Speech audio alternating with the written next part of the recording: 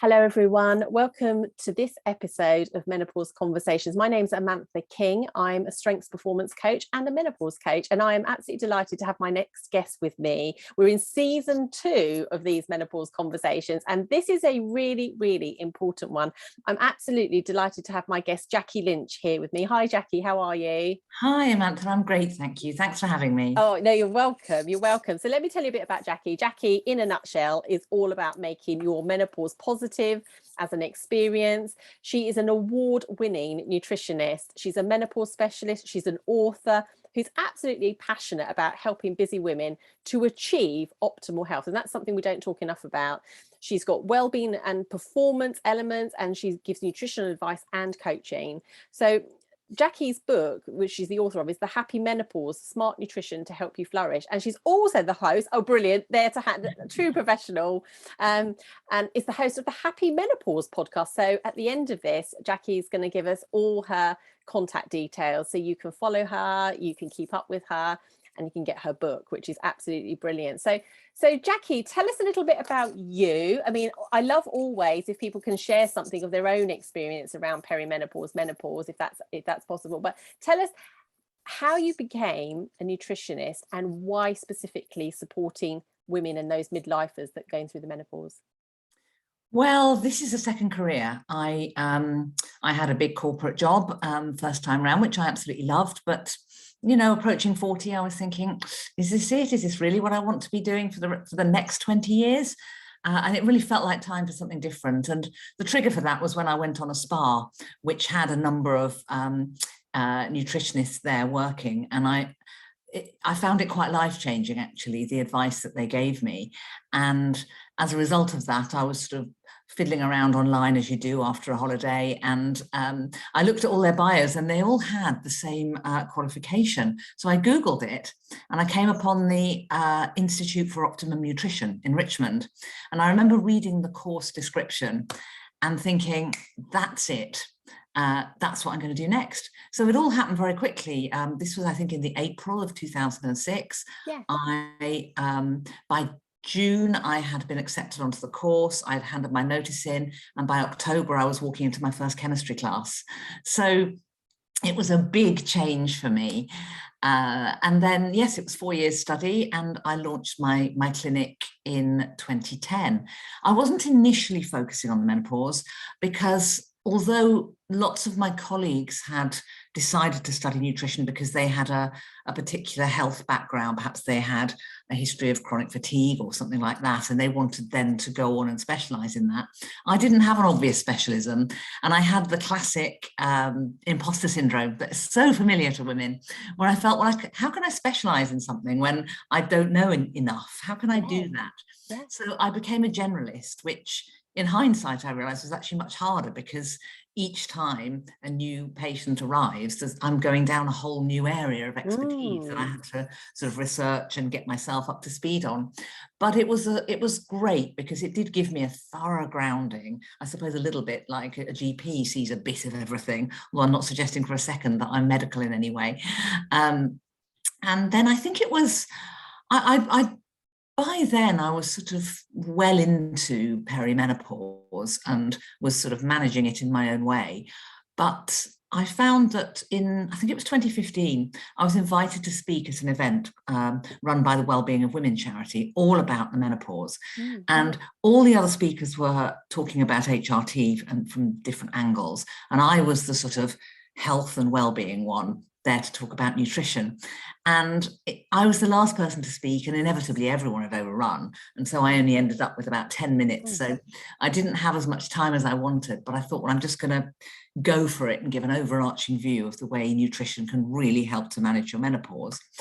And at the end, when they had drinks and so on, I was absolutely surrounded by the women, and they were all saying, we had no idea. Thank you so much. We may or may not want to take HRT, but it's great to know there are other ways of doing things, or there are ways of supporting your HRT. And I just thought to myself, my goodness, there's just not enough information out there. And it was another one of my light bulb moments in life where I thought, well, that's it. This is my specialism, because I'm going through it. I know exactly what it's like. And if I can help people, then let's do it.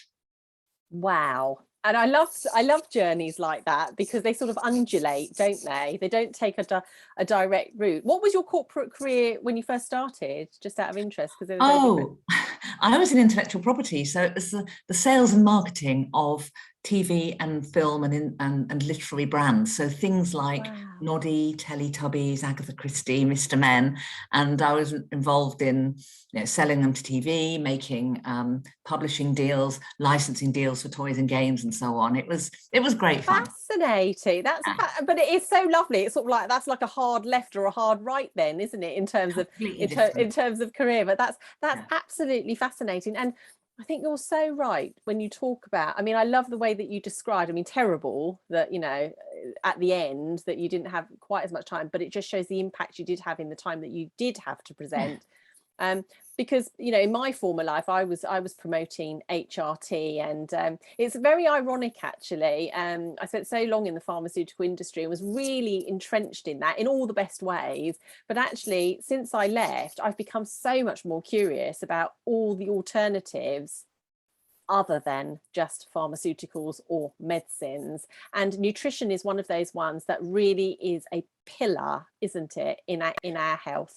Absolutely. I think it's really important to recognize that the menopause is a great big jigsaw, and there are lots of different pieces that come together to support you depending on your individual experience, and diet and lifestyle is most definitely one of those very big pieces. Yeah, and when we last spoke, I loved this. You described nutrition as the Cinderella of menopause. Can you just expand on that for people watching and listening to this? What do you mean by that? Oh, I suppose it's probably because it's coming from my own personal perspective. I just get a little bit frustrated with the lack of focus that there is on nutrition, on diet and lifestyle generally in the media around the menopause. I love the fact that we're now talking about it. We're the first generation to dare to do so, and that is great. But so much of the features in the press and so many of the documentaries that we have really, really, really all focus on HRT. Now, HRT, can be a lifesaver for some women. I'm not anti-HRT, but the reality is there are lots of women who can't take it for various reasons. And with or without HRT, you need to focus on diet and lifestyle, because ultimately, hormone replacement therapy is just that. It's just a hormone. Your body still needs to be able to do the right thing with that hormone. And it uses nutrition, it uses nutrients to do that, to create all the enzymatic reactions that make the estrogen do what you want it to do. So you can't get away without it. And yet we don't talk about it as much. And I think it's really important that it's one way that women can feel empowered, particularly at the present time of recording, when there's this big HRT shortage in the UK. That's out of their hands. There's nothing they can do. But the one thing they can do is really start to focus on the basics of their diet and their lifestyle, because that alone can really make a difference. And I totally advocate that. And I have most definitely switched camps in the last 10 years, trying to get a diagnosis for myself, because I've got a complex menopause. I'm also histamine intolerant. So what I eat, my external environment, is really important to me. I have to be quite careful because one directly affects the other. But I really have really sold into my nutrition, my sleep, my exercise, my stress levels. If I can get a better handle on those, understand the trigger points for me, and understand what good looks like, my HRT is just going to work much better. Absolutely. So yeah, you're absolutely right. So and we must say, because I really agree with you, the headlines are really awful, and it's not saying that those things don't happen. We do know that, yes, suicide is highest between the sort of 45 to the 55 sort of category, and that's just awful. We also told how many people have a terrible menopause, but only 1 in 4 will have symptoms that are so debilitating. What about the other 3 out of those 4 who may go along, completely without symptoms? It's still important to look at your nutrition and to find those alternatives. So one of the things that you and I spoke about before was about, women do struggle to prioritize themselves, don't they? Yes, absolutely. I mean, the thing is, we're hardwired to nurture. And particularly since puberty, because with the rise of our reproductive hormones, they are there. It's Mother Nature's way of making sure that we reproduce. Whether or not you have children, you've got these hormones there doing their thing. And so it's quite interesting when you get to midlife and you start to get the decline of those hormones, because suddenly there is headspace, there is space to suddenly think, oh, what do I want to do with my life? How am I going to change things? Because suddenly you haven't got that drum beating inside of you, which is that constant requirement to sort of nurture. But, we are still emotionally hardwired that way. If you've got children, then you'll be thinking a lot about them. You might be worrying about them as they go through puberty. You might be struggling with the empty nest syndrome. We're the sandwich generation often, that's what they call it, isn't it? When we're caught between the two generations, also looking after elderly parents. Women who don't have children will nearly always find something else to nurture, whether it's friends or family or their job, focusing too much on their job. And the thing is, I often have women in my clinic saying, I'm very lucky, really. I shouldn't be stressed, and it's not about whether you're financially secure or whether everything's okay in your life. You have every right to feel stressed and sort of under siege, because the menopause can affect some women in that way, and you shouldn't have to apologize for it. So I think it's really important that women understand that this is their time, that this is the moment for them to just think, well, do you know what? Kids aren't toddlers anymore. I could take an hour for myself every weekend day and go and have a nice bath, or go out on my own for a walk, or clear my head, or even if you've got you don't have children but you're focusing on other things, you're probably working too hard or doing something else too hard. We are really good as women at filling our life with stuff to look after and forgetting about looking after ourselves. And to be honest, when it comes to menopause, lifestyle 101 is self-care and giving yourself a bit of a break, because the more stressed you are, the worse your symptoms are going to be. Definitely. And sometimes people say to me, really, is that the case? And we know, because of the pathways, that that building block of pregnenolone will just get dispensed with, which makes all our hormones, that gets shelved and prioritized to make more stress hormone. So we just end up going down the wrong functional pathway, and that's really, really not good. I'll tell you a funny little story. When I was on maternity leave with my daughter, I was in a corporate role as well. I was a business manager in the pharmaceutical industry. I did struggle initially with that, I've got time for me. And because I'd never been very good at filling or making or prioritizing that during my career, my husband came home one day and I was ironing tea towels. And he said to me, "What are you doing?" I said, "Well, it just makes me feel like I'm contributing." And I think it's that, isn't it? We're constantly going, well, if I've done the housework, if I've sorted the children out, if I've done everything to do with my work, then I can sit down, then I can give some time to me. So you're absolutely right, Jackie. It is about maybe just cultivating that mindset of, actually, I'm only good if I'm giving myself that time that I need to invest in me.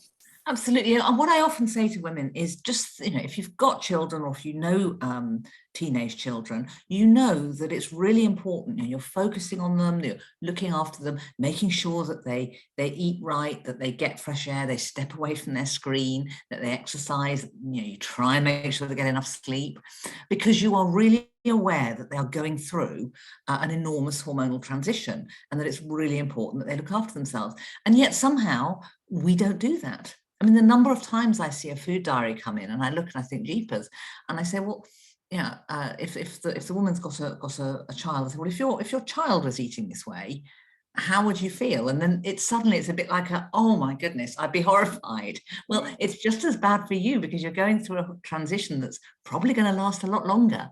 So self-care is crucial.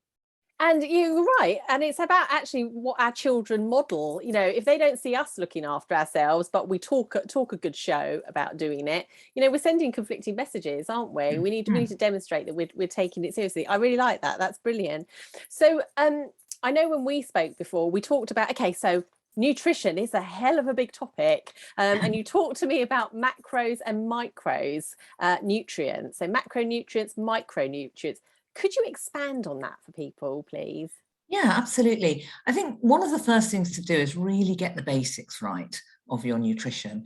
And for that, you've got to look at the macronutrients, which is essentially the protein, the fats, and the carbohydrates. Because we're not very good at getting the balance right. You know, we are the generation who was sort of brought up to demonize fat, and the low-fat diet was a really big thing in sort of the 80s and 90s when we were younger women. And the problem is that actually a very low-fat diet is probably the worst thing you can do, because despite the misleading name, eating fat isn't going to make you fat. I mean, caveat, eat too much of anything and of course you will eventually put on weight. But the first thing the body, excuse me, the first thing the body will do with fat, in particular saturated fat, is it will make sex hormones. And if ever there was a time in our lives when we needed our body to have the tools to make sex hormones, it's right now as we go through the menopause. So got to have fat in your diet. Carbohydrate, you know, that's the latest sort of villain of the piece. There are so many people doing a low carb diet. We just got to remember things and put it into proportion. First of all, not all carbohydrate is equal. I would still be definitely recommending you steer clear of the heavily refined carbohydrate, the white bread, the white rice, the sugary foods and cakes and cookies and all of that. I mean, the odd treat, fine, but you know, basically not in the habit of that. But let's not forget all those wonderful whole grain foods that are packed with fiber, which will support our digestion. I'll come back to that in a second. And of course, fruits and vegetables are carbohydrate too. And the body needs carbohydrate in general, because that is our quickest and our easiest source of energy. Now, the brain exclusively operates on glucose. It can't use any other form of nutrient. So if you're not getting enough glucose from your carbohydrate, then your brain, you know, it's not going to work as well. And we all know those issues around brain fog, loss of memory, concentration, that sense of being jittery and anxious. So you've got to make sure that the brain's got the fuel, the energy to do its work. We also need complex carbohydrate, the fiber that's in these foods, because it's really good for our digestion. And one of the things that our digestion does is, as fiber works through there, is that it binds to old hormones and makes sure they're excreted from the body and not reabsorbed into the bloodstream. Now, if you're not having a good fiber diet, then you might end up with more of a hormone imbalance than you've already got with the perimenopause, with that fluctuation that's going on. So carbohydrate's really important. If I still haven't sold it to you, just be aware that I mentioned, didn't I, that you need carbohydrate for energy? Well, the follicles in our hair are some of the fastest reproducing cells in the body, and they have a huge demand for energy. Now, that's going to be carbohydrate. So if you're struggling with thinning hair or poor quality hair, which is very common, again, with women as they start to move into the perimenopause, then once again, could it be the carbohydrate? Because the reality is that if you are not getting enough of the key macronutrients, your body's job is to keep you alive. So it will send whatever you are giving it to your vital organs, your heart, your liver, your kidneys, for example. It's not going to worry about what your hair looks like or what your skin looks like. So really important to recognize that. And then, of course, protein, which women, I think, are notoriously bad at getting enough of. They think, oh, well, I've had my chicken in the evening, so that's okay. They just have a bit of, you know, cereal in the morning, green salad at lunch because they're on a diet, and finally a bit of protein. But the human body is made of protein. All our body cells are made of protein. So anyone struggling to recover from injury or illness needs to have good levels of protein in their diet. Our skin, our hair, our nails are made of protein. So back to what I was saying earlier about, are these things, you know, in great shape or not? We need it for our muscles. You can lose up to 40% of muscle mass by the time you've gone through the menopause. And of course, our bones. Yeah. Our bone density becomes a real issue, and our bones are made of protein. So you need them to be strong as you go through and beyond the menopause. And of course, the in proteins, you get amino acids, and the body uses these amino acids to create key neurotransmitters that regulate things like mood, memory, focus, and concentration. Again, issues we all know are very common for women in midlife. So the first thing I'm going to do in my clinic when I'm working with someone on menopause is to look at, are they getting the basics right? Are we having that wonderful balance of all three key macronutrients that do support us? Because it's absolutely vital. Oh, honestly, I'm hooked. I'm like, yeah, more, tell me more. It makes so much sense. It honestly, I mean, because I have really tinkered around with my nutrition, particularly in the last year when I put on over a stone. I mean, I'm only 5'4", so that was really obvious for me. It might not have been obvious for other people, but I'd really felt it all around my middle, which is naturally where it goes, because that's where we make that weaker form of estrogen. But things like the protein, I definitely did struggle with the protein, but there's a lot of quick things we can do with protein, can't we? I mean, I put chia seeds in just about everything because they're packed with protein. Not peanut butter, almond butter, if I'm having something in the morning, So absolutely. Can we tell people, I mean, are there any sort of quick things that people could either add to breakfast or lunch or dinner that could really help them up their protein? Yeah, I think, people sort of automatically think, oh, I don't want chicken for breakfast, but No. there's so many different forms of protein. So nuts and seeds are a great shout if you're a cereal woman, because couple of tablespoons of chopped nuts, ground flaxseed, maybe some pumpkin or sunflower seeds or chia seeds, as you mentioned. They can all be great ways of giving a big protein blast to your breakfast, because you might be adding yogurt or milk to whatever it is you're having, but there's just not enough in there for me. It needs real top up, because dairy is okay as a source of protein, but it's not a top source of protein because of the protein fat combo that's in there. Nothing wrong with fats, it just means there's a bit less protein. Yes. So I like the nuts and seeds to go on top.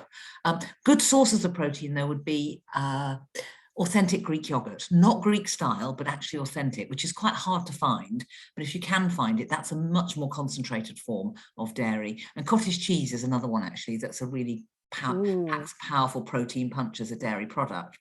You could, of course, have an egg, and you could have that with wholemeal toast. So you've got that perfect protein fiber combo, which is what I'm always aiming for with meals.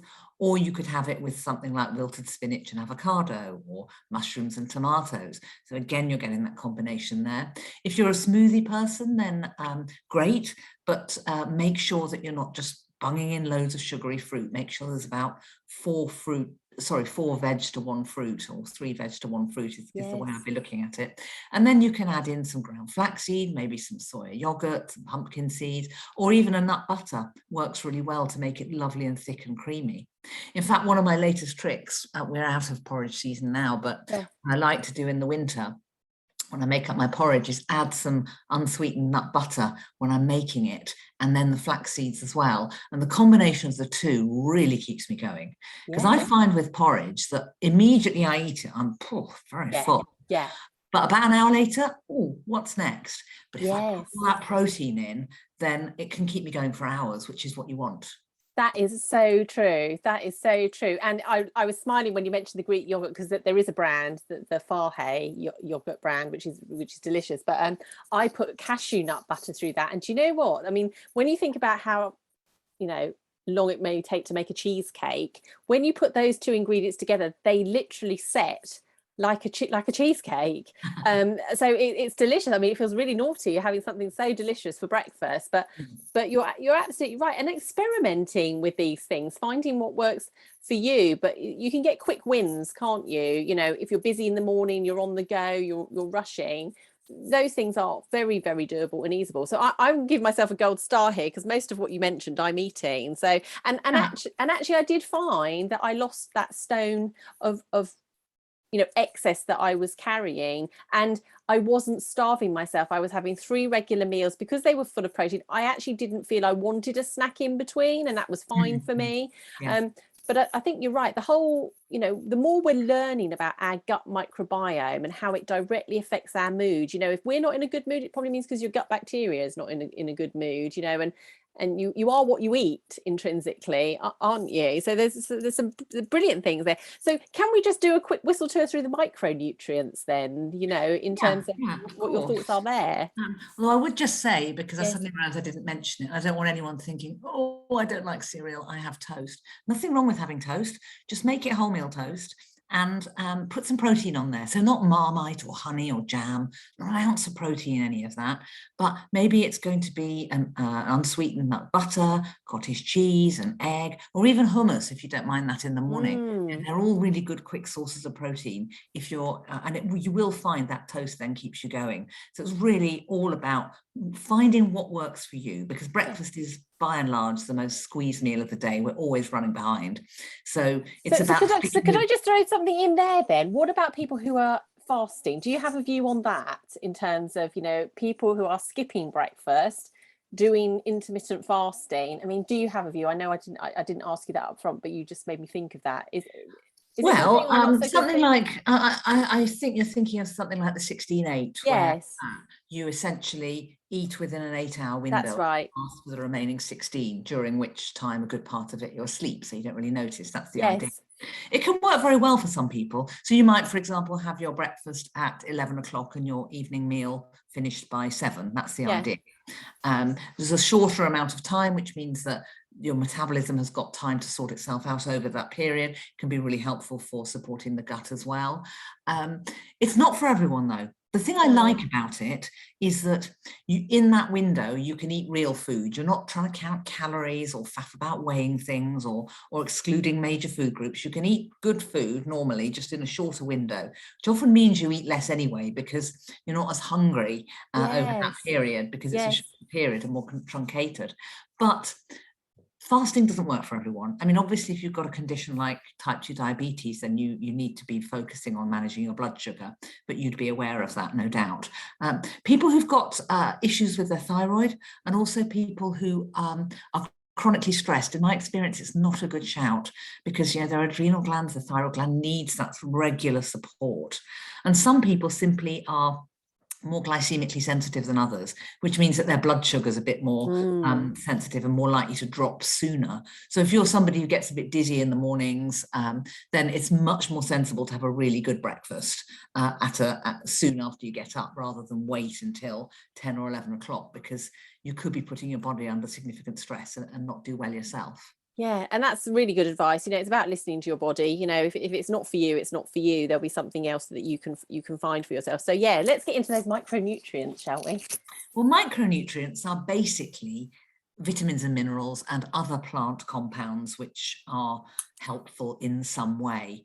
So it's just, you need all of them. The reality is that you need about 52 different nutrients in your diet every single day to have achieve the holy grail of the balanced diet. So that's pretty hard going for most of us, honestly. I think with the vitamins, the ones I'd probably flag up would be the water-soluble vitamins B and vitamin C, which are really important. Now, the B vitamins, I think women tend to run low in very, very often, because we burn through them when we're stressed. We burn through them because we need them. They're links in the chain reaction of energy production, essentially. So if you're low in the various Bs, it's not going to work for you. They also are a key player in mood and mental health. Things like vitamin B1, B6 and B12, when you're deficient, can affect issues like memory, concentration. Deficiency in B12 can often lead to full-on depression. So you need to be aware of that. The B vitamins are a family. They've all got these different numbers. Not all of them are there. You'll notice some numbers are missing, and that's because at some point it was discovered that that particular one wasn't really a vitamin at all, so it's been named something else and gone elsewhere. They work in synergy together. A deficiency in one generally indicates a deficiency in the other. And mostly they are found in a broad range of foods. So as long as you're having a good range of protein foods, lots of whole grains and vegetables and meat or fish or lentils or tofu or whatever your form of protein is, then you'll be getting the B vits. The big exception to that is vitamin B12, which is only found in animal foods. So if you're following a vegan diet or a largely plant-based diet, you could be at risk of vitamin B12 deficiency, which will have you feeling on the floor with exhaustion. And as I've mentioned, it's going to affect your cognitive function, memory, concentration, and mood in particular. So anyone who's doing that should be taking a B12 supplement, and also pop along to your GP for a test to see where you are with that, if any of that's sounding familiar. Even if you're not following a plant-based diet, B12 deficiency is really very common. Some people actually find that they can't absorb it correctly, which is often due to a condition called pernicious anemia, and they may end up having to have B12 injections from their doctor every 3 months. So it's a really, really important one, and just worth bearing in mind. Also, the body can store B12 for 3 to even 5 years. So again, often in my clinic, women will say, well, it can't be the B12 because I've been a vegan for 3 years. And I'm thinking, yes, it absolutely could be. It might just have caught up with you. So use your GP. That's what they're there for. You can get easy tests very quickly for vitamin B12, for folate, which is B9, and that's another one that can really affect energy levels. Vitamin D, which is absolutely crucial. I'll come on to that in a second. And of course, iron as well. Now, iron can be a problem for many women during the perimenopause because of flooding. So often, instead of your periods getting further apart and lighter, before all that happens, they become much closer together and heavier. At times, it can feel like your life is one big period. Yes. So you might be more prone to borderline anemia, iron deficiency. So again, thinking about checking in with your GP about that's going to be really, really important, because you feel dreadful. And when you're low in iron, your hair starts to get thin. Again, classic menopause sign, but also a classic sign of low iron. So don't always blame the poor old menopause, because sometimes it might be a byproduct of the menopause, the anemia that's come due to the heavy periods. So always worth just going and checking in. And I think that women, once again, touching on what we said earlier, sometimes we just don't, look after ourselves enough. And it's particularly true of women who, basically have the constitution of an ox and who are generally very fit and well and may not see their GP for 5 years because there's nothing really wrong. But sometimes going along and having those preemptive checks, the blood test, just to see where you are, really important. Because vitamin D, most women probably know already that you need it for strong bones. It's essential for the absorption of calcium. No point in stuffing yourself with calcium tablets if your vitamin D is low, because you'll just end up with, calcium deposits in places you really don't want them, which can be painful and problematic.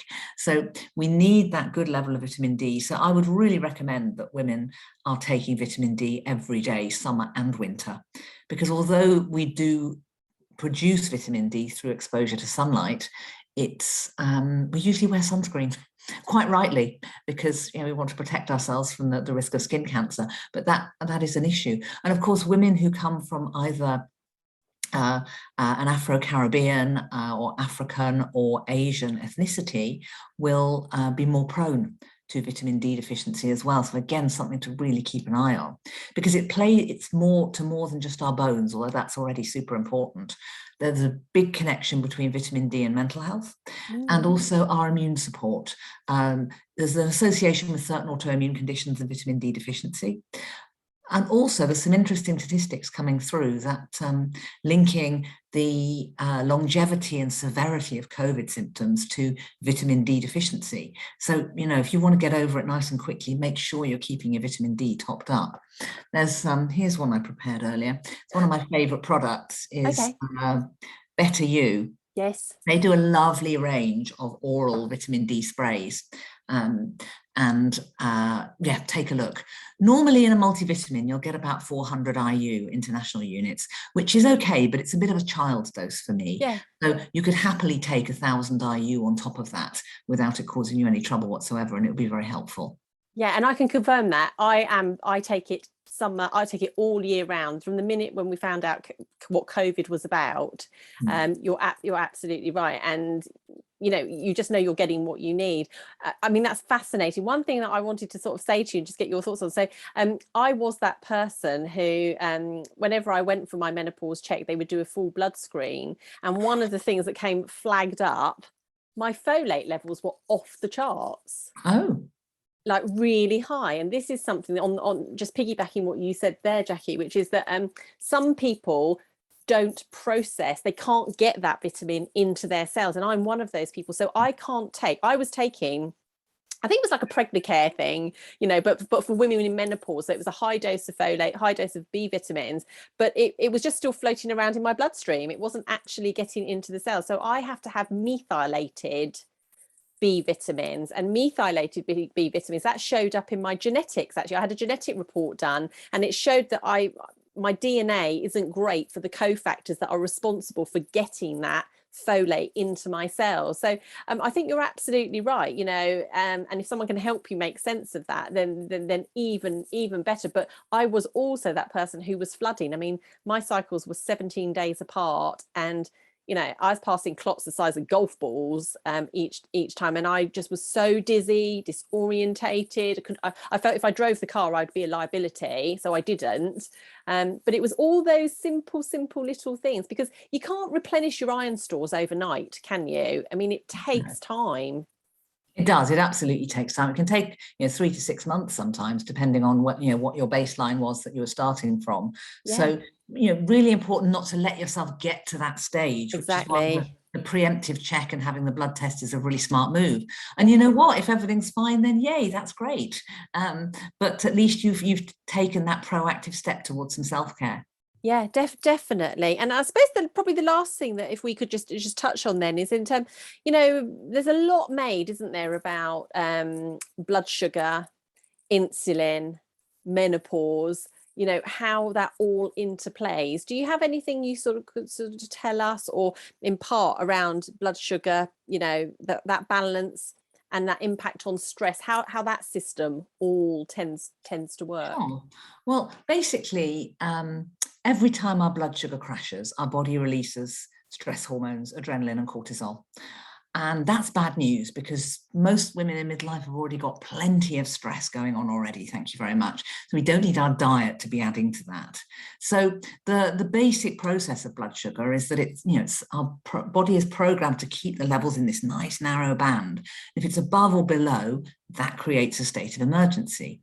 So if your blood sugar is high, then the body will release insulin, and insulin's job is to clean all that stuff out of the liver, out of the blood, send it off to the liver to be stored. Now, if there's too much, if you've been really packing away the sugary foods and the chocolate and so on, then it will store any excess as fat. That's the quickest and simplest way for us to get fat, is to be having too much sugary foods, and our insulin will encourage the body to store it. So basically, every time your blood sugar spikes, you're encouraging your body to lay down fat stores. Now, because it's an emergency response, it doesn't carefully calculate how much blood sugar to take out of the blood. It just hoovers up the whole lot, and in a short space of time, blood sugar's crashed. And this is where you'll feel tired, irritable, shaky, headachy, dizzy, and absolutely desperate for something. We all know that feeling. We've all had it.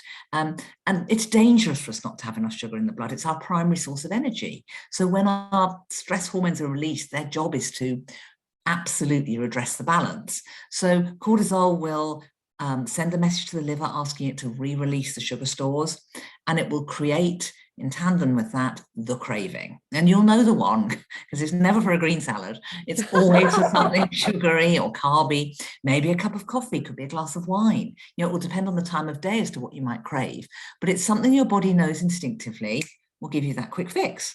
And so, of course, it's a double whammy. The liver releases the sugar stores, you obligingly stuff something in, and then before you know it, instead of going back to the nice narrow band, blood sugar spiked. And you're thinking, oh, I feel better now. I can deal with that difficult meeting, that client, whatever it is you've got to do. In the background, insulin saying, I don't think so. And so the whole process starts again. So you can see how the background to your day can be these highs and lows of blood sugar, absolutely exhausting for your body, constantly churning out stress hormones, which will directly interfere with your body's ability to produce sex hormones. So that's why it makes your symptoms worse. So the trick really is to stay in that nice narrow band so that you're not getting those cravings, because high or low, you're either laying down fat stores, or if it's low, it's going to encourage your body to eat the stuff that'll make you fat. So weight management is a concern for women in midlife, but a blood sugar balance goes beyond that. You know, it can affect your mental health and your mood. It affects your sleep. It really is a big player in PMS, and PMS can go absolutely crazy during the perimenopause, and you can feel much, much worse in those days running up to your period. So the trick is it's protein and fiber, that complex carbohydrate, every meal, every snack. And the great thing about protein foods is that, you know, they usually contain fat as well. So you've got that combo of the protein and the fat that I talked about earlier. And then you put that together with the complex carbohydrate, you've got enough energy to stay nice and steady. And you've got the protein, which is hard to digest. It slows down the release of the sugars into the blood, keeps you going for longer, reduces those sugar cravings, so you can start to make informed choices about what you're eating. Because once your blood sugar's crashed, it's your hormones that are determining your food choices. And we all know that in a battle with the hormones, they're going to win every time. And what you want is your brain saying, no, it's the salad that I've planned for lunch, not the foot-long sub or the massive baked potato or the big bowl of pasta or pizza. That's the way to go. Gosh, I mean, just so, I mean, I'm sure loads of people watching this will be going, yeah, that's me. I mean, I can distinctly remember on a Friday night, you know, in my 30s, when I was really at the height of the perimenopause, you know, they have a glass of wine at the end of the week, quickly followed, if not at the same time, with some crisps, and then the sweet. Oh, I think there's some chocolate lurking in the cupboard. Should we get that out as well? And before you knew it, you'd had a smorgasbord of just sugar in one form or another, sugar and fat in one form or another, and just feeling really quite horrid, actually, going to bed and sluggish the next day. And so you're absolutely right, but it is a really, really tight equation, isn't it? Protein, complex carbohydrate, you know, and that's really, really going to be really helpful to you. So that's brilliant. And well, oh my gosh, I could just really talk to you on speed dial the whole time. So tell us a little bit more about how people can be in touch with you, Jackie, because you've given so much information, but I know there is so much more, because what we must say is, although there is a broad range of advice here, it's no substitute for having a one-to-one individual consultation, because you get to talk about you and everything that's relating to you. So how can people know more about you and be in touch with you, Jackie? Well, if you want to follow me on social media, I am at UK. My website is well-well-well.co.uk. So either of those will bring you really to all the information you need. I am on all the different social media, apart from TikTok. So you can find me there, and I am always banging on about the menopause. Via my website, you can find out information about my clinic. You can book in for a 20-minute free assessment if you want to sort of find out whether or not a consultation would work well for you. My podcast, of course, is on there, but it's also everywhere else that you'd want to find it. Apple Podcasts, Spotify, wherever you get your podcast, you can find the Happy Menopause. And then, of course, my book, The Happy Menopause, Smart Nutrition to Help You Flourish. It's a symptom by symptom guide of the different ways that nutrition can help you. So it's really sort of, you can pick and mix the bits that suit you, and that's available in all the usual places. Oh no, that's brilliant. And so it would be remiss of me not to ask you, what's your hope for the future when you think about nutrition and menopause? You know, what would be on your wish list that you'd want for women in the next 5 to 10 years when it came to nutrition and their menopause? I'd want it to be an automatic part of the conversation. I think that it's something that women think about and are encouraged to think about a lot. During pregnancy, for example. There's a lot of information out there, but the reality is not every woman has a baby. I don't have children, and yet somehow we came through life and we got to the menopause and there just wasn't that information there. And while there's starting to be a big move towards the hormonal support and the options there for women, which is great, it's not for everyone. And as we said earlier, you still need to get the diet right. So I'd like it to be an official part of the conversation, and not just something that people think of as, well, as I said, the Cinderella. It's like, oh yes, that will be nice too. I'll try and not drink so much wine, or I'll try and not have so much sugar. I'll try and eat more protein. It should be fundamental in the way it is for other key stages of our lives. Well, that was the last word, and there's nothing that I could say that would top that. So thank you so much, Jackie, for your time today. And I've no doubt people will be in touch with you, but thank you for being so generous with your time and your information. Oh, it's my pleasure. I've enjoyed chatting to you. Thanks for having me. Oh, no, you're welcome.